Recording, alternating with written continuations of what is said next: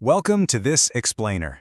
Look, dealing with the aftermath of a car crash is without a doubt one of the absolute most stressful things you can go through. Between the medical worries, the busted bumper, and the looming insurance claims, the very last thing you want is to be tangled up in confusing red tape. But hey, there's good news. Getting your official Kansas accident report doesn't have to be a total headache. In this explainer, we're going to hand you a super clear, manageable toolkit for getting this essential document. We're going to save you time, cut down on the stress, and help you get your recovery moving. So you need a Kansas accident report? I'm asking because if you've clicked on this, you probably do, or maybe you're just incredibly proactive in preparing just in case. Either way, figuring out how to navigate this system is absolutely vital for your insurance claims and, any potential legal matters. And that holds true no matter how bad the crash was. A tiny fender bender in a grocery store parking lot, or a massive pileup on the Kansas Turnpike. This official piece of paper is literally the key to protecting your rights and your wallet. All right, here is our roadmap for today. We're going to breeze through the introduction, the types of reports, who can actually request them, exactly how to obtain yours, the costs and timelines you should expect, and finally, how to decipher the report once you have it. Let's kick things off with Section 1, an introduction to accident reports in Kansas. So what exactly is this thing? Well, a Kansas motor vehicle accident report is usually a 5-page official record. This piece of paper is absolutely foundational because it's the investigating officer's certified official story of what went down. We're talking their direct observations, those little hand-drawn diagrams of the scene, the road conditions, and all that crucial insurance data for everyone involved. Trust me, insurance adjusters and attorneys are going to go over this document with a fine-tooth comb to figure out who's at fault. Simply put, without this report in hand, your insurance claim is going nowhere fast. Moving right along to Section 2, the types of accident reports. Now you've got to know that not all crash records floating around online are the exact same thing. Timing is everything here. There's a massive difference between a preliminary log and the final official report. For instance, the Kansas Highway Patrol actually puts free preliminary crash logs online right away, and they stay up for about 14 to 30 days.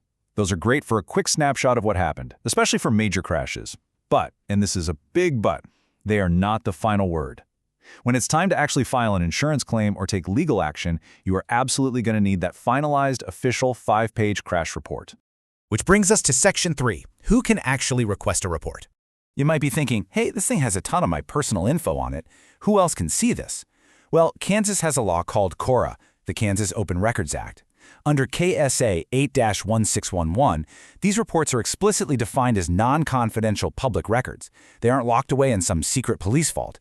It means that pretty much anyone, from the drivers and the victims to the lawyers and definitely the insurance companies, can request and get a copy of them. It's basically an open book. All right, Section 4, how to obtain a report. Let's get into the step-by-step. This is where the rubber meets the road. There are 3 main ways to get your hands on this document: online, by mail, or in person. The absolute best method for you? Well, that totally depends on who investigated your crash. Was it the State Highway Patrol, the county sheriff, or just the local city police? Let's talk online first. If your crash was on a state highway or the turnpike and investigated by the Kansas Highway Patrol, you'll head over to the kansas.gov portal. You'll need to set up a quick account and, crucially, have your specific details ready to go. I'm talking case number, the exact date, the names of the people involved. Local spots, like the Wichita Police Department, they have their own separate city portals. And heads up, for pretty much all of these online options, you're going to need a major credit card handy to pay the processing fee before you can download that PDF. Now, what if you're looking for an older report from before 2013 or dealing with a local agency that just isn't online yet? You're going old school, mail or in person. If you're mailing it in, do not forget to include a self-addressed stamped envelope and your check or money order. And here's a huge pro tip for you. If you decide to walk into a place like the Johnson County Sheriff's Office in person, come prepared. A lot of these front desks absolutely do not take credit cards. You might literally need exact change in cash or physical check. Don't let something that simple completely derail your afternoon. Moving on to Section 5, time frame and costs. Let's set some realistic expectations here. You are probably not getting your official report the morning after your crash. It's just not going to happen.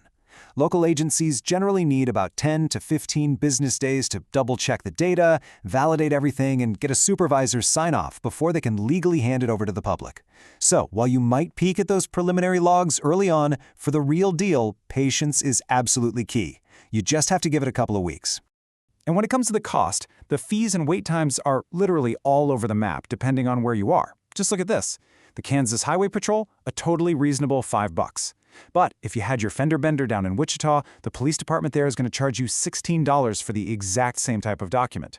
Meanwhile, the Johnson County Sheriff actually prints the first 5 pages for free. It's wild. Always check your specific local agency's website for their exact fees before you send in a request. Section 6. Common challenges and legal nuances.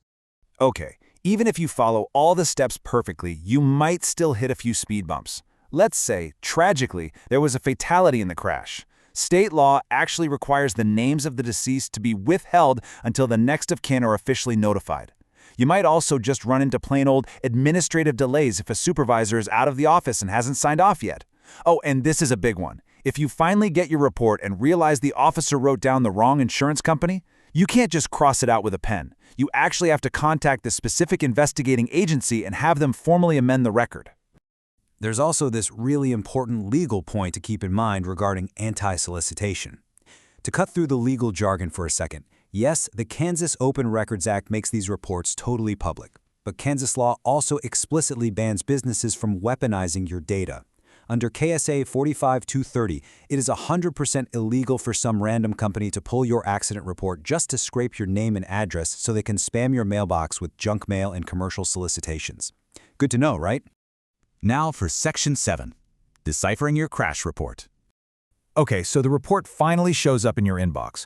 What are you actually looking at? Don't worry, you don't need a law degree to read this thing. First, look at the top right corner of page 1. That is your local case number. Circle it, highlight it, memorize it, because you're going to need it for literally every phone call you make after this. Check the basics, like the date and the weather conditions. Then flip to page 2. That's usually where you'll find any citations that were handed out, like speeding or failure to yield. You also want to verify the insurance info for everybody involved. This is the exact stuff those insurance adjusters are going to scrutinize to decide who is footing the bill. All right, we've made it to Section 8, the conclusion. Let's boil this all down into a super simple action plan. First, figure out exactly which agencies showed up at your crash. Second, remember that you have a legal right to this document under CORA. Third, pick your method, be it online, mail, or in person. Fourth, be ready for a small fee and a 10 to 15-day wait. And finally, when you get that report, read it like a hawk to make sure it's completely accurate. By just taking these steps one by one, you take a super frustrating bureaucratic maze and turn it into a totally manageable checklist. Before we wrap, a quick but super important disclaimer. Please remember that this explainer is meant to be a helpful, informational guide based on Kansas state rules. It is not formal legal advice. If you're dealing with severe injuries, totally disputed liability, or just really complex legal stuff, please go talk to a qualified attorney. So, armed with all this knowledge, are you ready to take full control of your accident recovery process? Understanding how the system works really is half the battle. You don't have to just sit around waiting in the dark anymore. Take a deep breath, get your crash details together, and take that confident first step toward getting your report and getting your life back to normal. Thanks so much for watching this explainer. And hey, stay safe out there on the roads.